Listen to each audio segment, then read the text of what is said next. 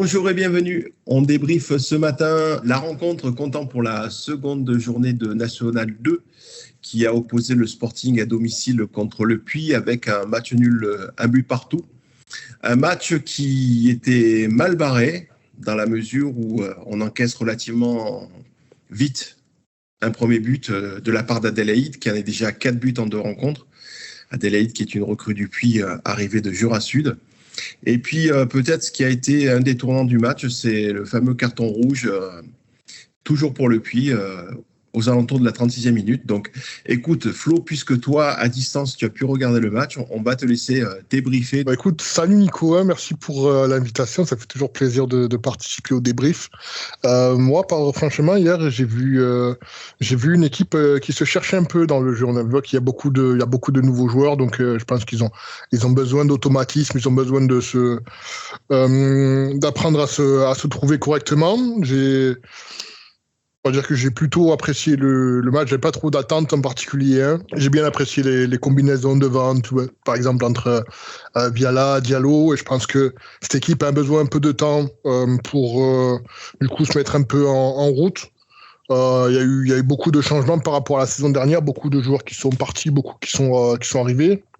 Très honnêtement, j'ai même pas suivi tous les joueurs qui sont arrivés. J'ai l'impression que chaque jour il y en avait un nouveau. Donc, ouais, c'était par rapport à mes attentes. Je t'avoue qu'il n'y en avait pas trop. Donc, je pense qu'il y a eu du positif, on va dire. Ouais.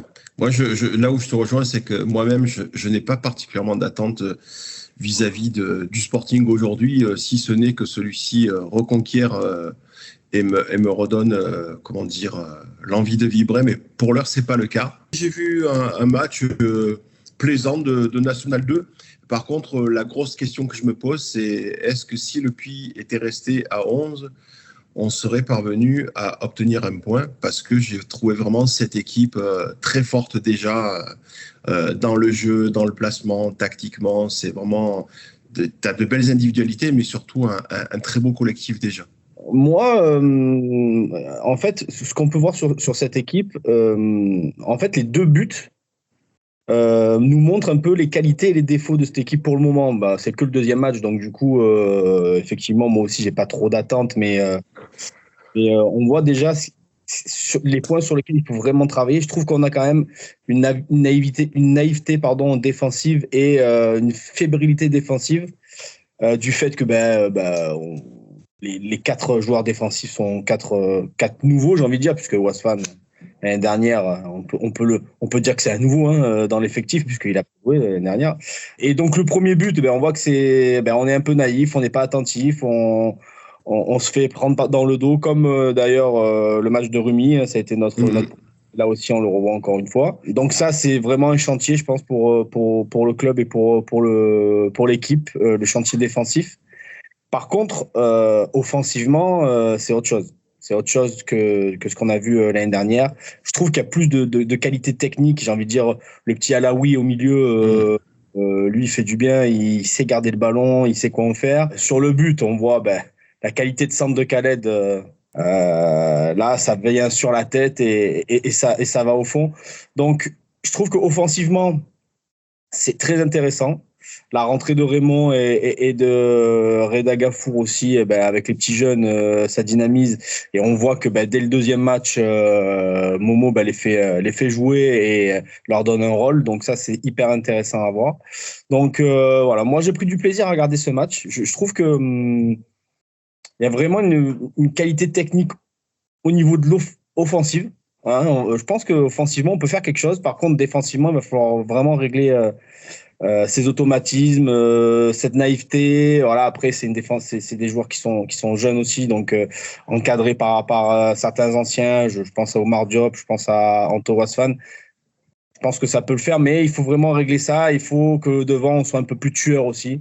On peut par exemple, faire le hold-up en fin de match. Avec tout à fait. Ouais. Le double arrêt que fait le gardien sur, il me semble, je sais pas si c'est Diatta et ensuite Gafour ou je sais plus qui fait la première frappe. Mais on peut, voilà, il faut qu'on soit tueur. Mais bon, voilà, ça va venir. Je pense que ça va venir tout au long de la saison. Là, on est qu'au deuxième match. Sur les 2 matchs, il y a des choses vraiment très intéressantes qui ont été faites.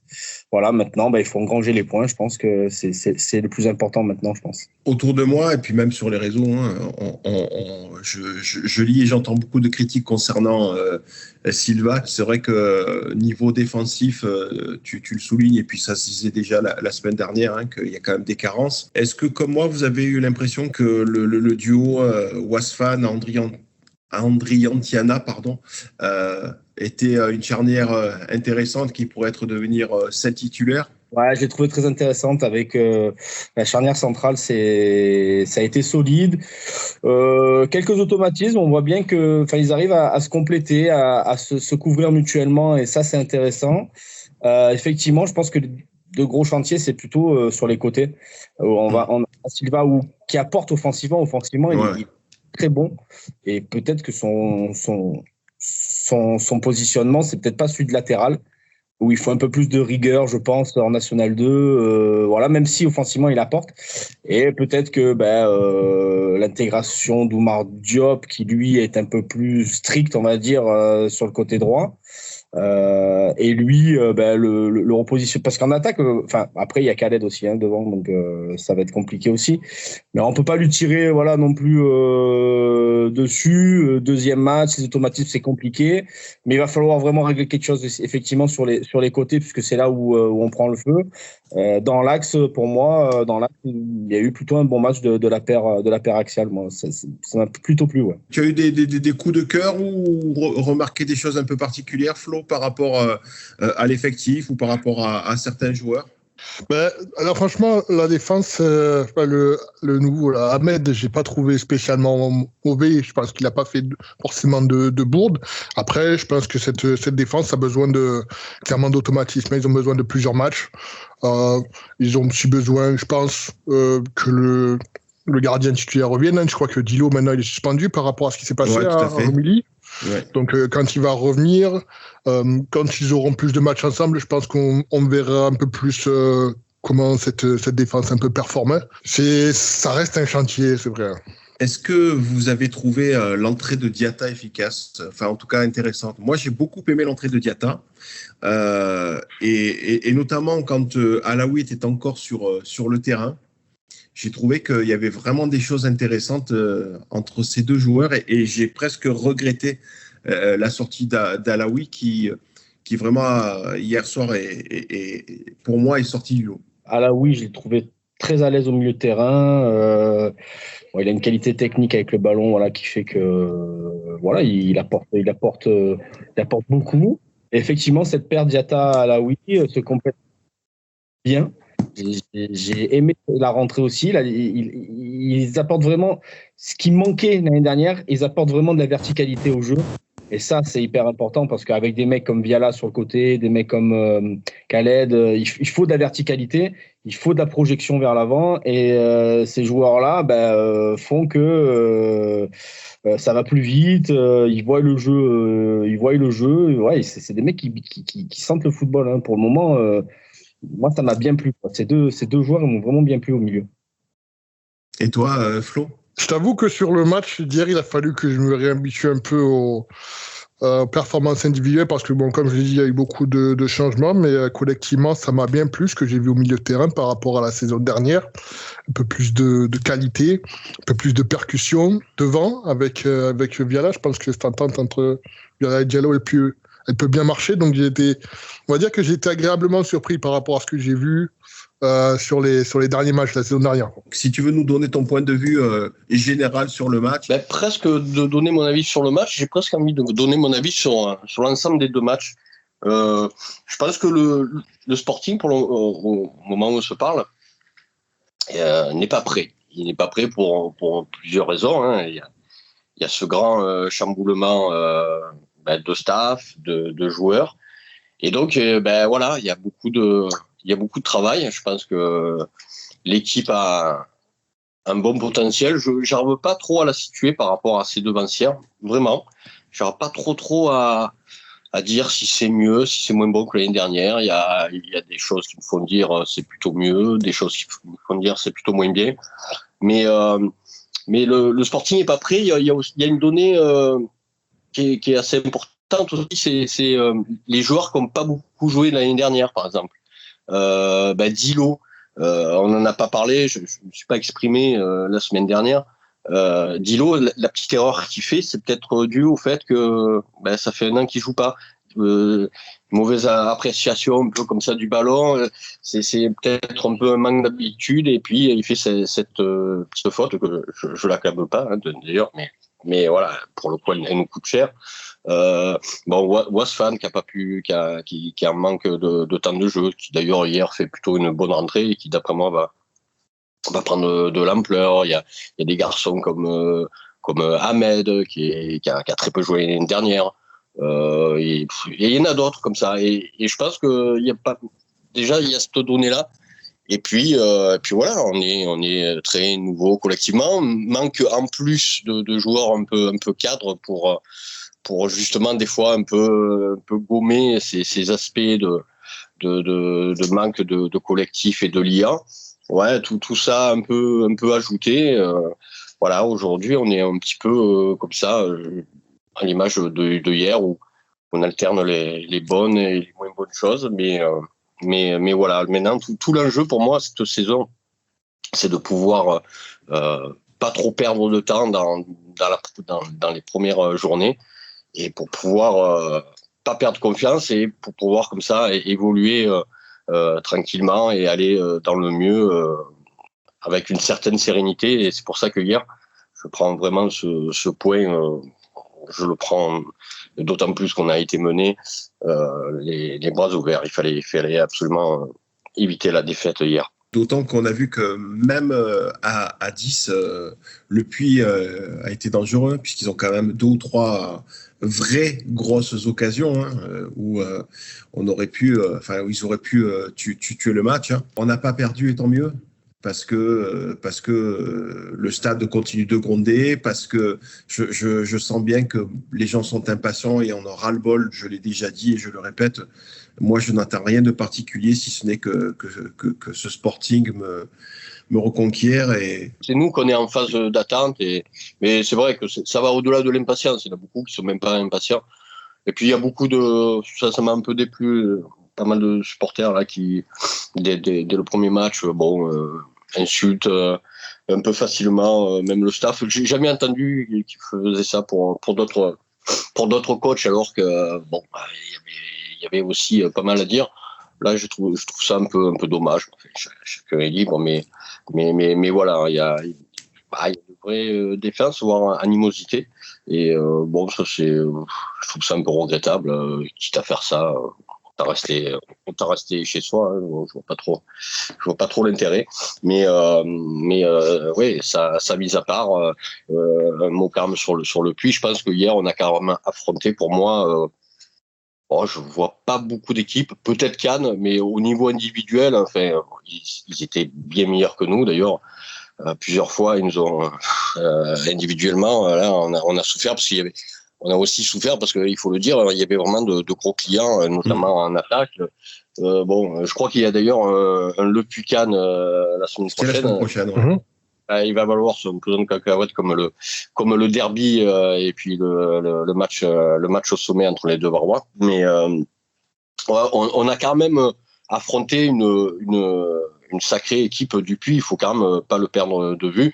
Et dans l'état du Sporting actuel, encore une fois, après on peut me dire oui, on était à 10 contre 11, ouais, très bien, mais en fait, à 10 contre 11, quand l'équipe qui est à 10 mène 1-0, c'est pas la même limonade, hein. Finalement, elle est confortée, elle joue derrière, joue des contres, et c'est pas très 10 contre 11 à 0-0, c'est une chose, mais 10 contre 11, il menait. Attention, il faut comparaison n'est pas raison, et il faut comparer ce qui est comparable. Donc c'est vrai, ils étaient à 10, mais ils menaient déjà au score. Donc voilà, c'était pas si évident de revenir. On l'a fait très bien. On peut penser quand même qu'effectivement à 11 contre 10, à 11 contre 11, ça aurait peut-être pas été pareil. D'ailleurs, un mot sur ce rouge, très bizarre, parce que ni le juge de touche, ni l'arbitre siffle la faute. Ouais. Et puis, il passe de pas siffler la faute. Le juge de touche n'a même pas signalé. Ça nous rendait fous. C'était devant nous. Hein. et pour au final mettre un rouge. Donc un peu une incohérence entre pas siffler la faute et au final mettre un carton rouge.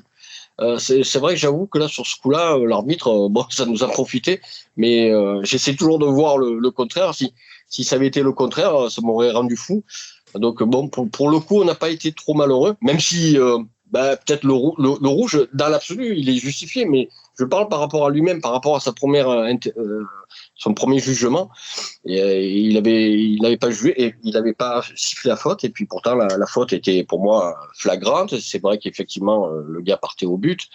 C'est vrai que c'était une incompréhension totale à Moraille et finalement, il s'est ravisé. Mais là aussi, c'était assez particulier, un arbitrage un peu, bon, pas trop terrible. M'a fait voilà. On est tous d'accord pour souligner la très belle partie de Alaoui, Flo.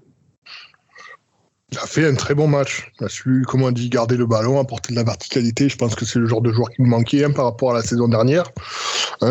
Et j'ai hâte de voir ce qu'il va apporter au Sporting. Je pense que, comme j'ai dit, cette équipe a besoin de temps, besoin de plus de matchs pour se trouver, pour avoir des automatismes. Je pense que si peut-être à la mi-saison, on arrive à rester dans le rythme, peut-être accrocher un peu les prétendants à la montée. Je pense que peut-être il y a moyen de finir la saison sur une note positive, quoi. En tout cas, moins tremblé que la saison passée. Le rouge de Rivière, on en parle, on l'évoque. Rivière que j'ai trouvé aussi plutôt pas mauvais dans ce match. Par contre, c'est ce que je disais, c'est gommer cette naïveté, cette cette jeunesse. Voilà, c'est une faute à la con, quoi, à la 93e qui n'a pas lieu d'être. Et voilà, c'est un manque, on va dire, de discernement, un manque de maîtrise de sa part. Bon, il est jeune, c'est un jeune, il apprendra de cette erreur. Je pense que Momo a dû lui dire à la fin du match que c'était pas la peine de faire une faute à ce moment-là, alors qu'ils viennent d'en prendre une juste avant. Vous pensez que cette sortie, ça peut être quelque chose de préjudiciable, ou vous avez le sentiment qu'il y a ce qu'il faut en termes d'effectifs? Ouais, j'ai l'impression que l'effectif au milieu de terrain, il est assez fourni. Voilà, on voit Diatta qui fait une bonne rentrée, qui pourra peut-être le suppléer. On a, comment il s'appelle, je ne sais pas s'il est toujours blessé ou pas, Rado. Rado, ouais. Rado, qui peut réintégrer le groupe et qui peut lui aussi apporter pas mal. Moi, j'aime bien ce joueur. Il y a aussi celui qui rentre. Alors, j'ai vu son nom. Ouais. Et Safkani. Voilà, exactement. Ouais. Lui aussi qui fait une rentrée tardive, mais qui pourrait rentrer dans le groupe et qui pourrait aussi nous apporter au milieu de terrain. Donc, je pense que le milieu de terrain est assez fourni pour voir se passer de Rivière. Les joueurs qui sont arrivés, Alioui, Diatta, Viala, par exemple, c'est des joueurs qui peuvent apporter quelque chose au Sporting. Je ne sais pas si vous avez lu Var Matins, mais qui fait un parallèle avec le début de saison d'Aubagne la saison passée. Ah ben, c'est ce que m'a dit la semaine un collègue là qui était chez nous et qui est revenu, je me rappelle plus son nom là, le kiné là, et avec qui j'ai discuté après le match, et c'est le même début de saison d'Aubagne l'année dernière. Ils perdent, match nul, ils reperdent.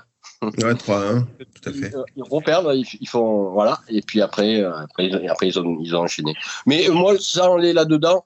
Bon, regardez hier l'année dernière, 13 points sur 15, et puis après ça a été compliqué. Je me rappelle de discussions. Faut essayer des fois, c'est ce qui me rend toujours fou dans le football, hein, c'est cette propension à ne pas se rappeler des choses. Je me rappelle que l'année dernière, au bout de 7-8 journées, à peu près, c'était 7-8 journées qu'il y avait eu de passer, et c'était Cannes qui était très bien, et tout le monde, bon, c'est pour Cannes, ouais, très bien, et puis après finalement Cannes est rentré dans le rang assez vite, et puis voilà. Donc de toute façon, quoi qu'il en soit, quoi qu'on pense, quoi qu'on dise, et c'est valable pour tout le monde, c'est la vérité d'aujourd'hui. Je pense que vraiment il y a besoin de 5-6 matchs déjà pour voir une idée un petit peu plus précise, et même après ces 5-6 matchs, le championnat est très long. Et il est évident que les équipes en forme aujourd'hui seront peut-être les équipes en forme de demain et de la fin du championnat. mais c'est très loin d'être sûr. Que les équipes en méforme seront peut-être pas celles qui seront en méforme plus longtemps. Regardez, on promettait Remy, j'ai eu des commentaires, ouais, ben, on a perdu Remy qui est destiné à mener 2-0 à Cannes. À descendre, et puis ils ont failli gagner à Cannes, et puis ils ramènent quand même un bon point de Cannes. Donc pour une équipe qui doit descendre, ramener un point de Cannes, c'est pas vilain. Donc voilà, je pense que il n'y a aucun, en bon et en mauvais. Quand je dis ça, je dis pas ça pour nous rassurer. Je sais pas, hein, ça va être une saison très difficile, peut-être, etc. Moi, je suis pas devin, comme certains. Par contre, je dis juste que la vérité, au bout de 2 journées, c'est la vérité de 2 journées. Il reste 28 journées, les gars. Tu vois, Manu, j'avais un exemple en tête, c'est Martigues, tu sais, la saison, ils montent. C'est la mi-saison, ils sont complètement largués, je crois qu'ils sont 9e, et personne ne les voit monter. À la fin, ils finissent en trombe, et au final, ils montent, donc voilà. En étudiant aussi, la semaine dernière, que j'avais fait mon avant-match, Romilly, l'année dernière, ils perdent 2 matchs. Vous savez, quand ils perdent le premier match qu'ils perdent, c'est le premier. Yeah. Ils perdent leur premier match. Bon, d'ailleurs, contre celui qui finira second, mais n'empêche qu'ils gagnent le premier match, et puis après ils ont perdu qu'une fois, et puis invaincus chez eux, et voilà. Donc bon, les exemples sont d'ailleurs trop innombrables, mais de toute façon, après, encore une fois, quand je dis ça, c'est pas pour dire que nous ça va être ça, hein, ça peut être, on commence difficilement, et puis ça sera difficile jusqu'à la fin. C'est pas le sujet. C'est ce qui m'énerve, c'est vraiment ceux qui font des conclusions au bout de 1-2 journées. Je trouve ça assez incroyable, mais ça les regarde. On verra bien, par la suite, et il y a réellement le temps de voir venir. Mais il faut pas penser au prochain, au calendrier, parce que c'est vrai qu'il fait peur.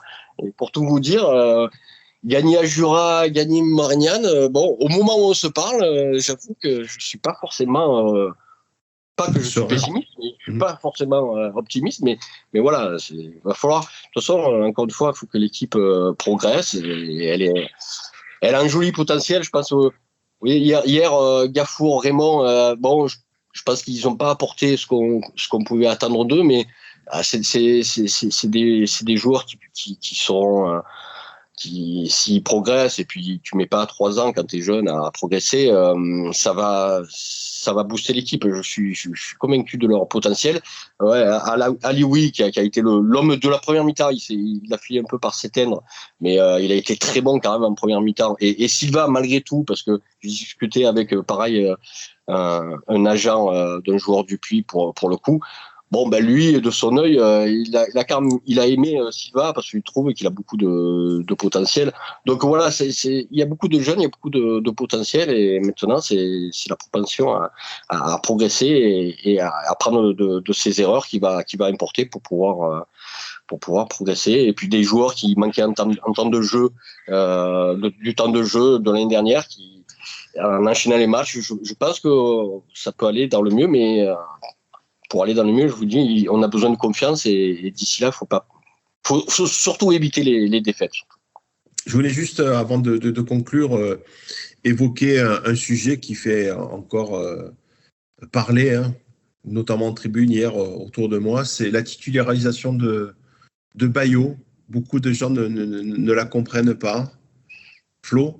Bayo, c'est un joueur que humainement j'aime beaucoup. Je pense que ça fait longtemps qu'il a été là. C'est quelqu'un qui est attaché au Sporting. C'est vrai que j'ai du mal à le voir vraiment comme un joueur qui va vraiment être le cadre qui va nous emmener le groupe vers le haut. Donc après, peut-être que je me trompe, mais c'est mon avis depuis plusieurs saisons.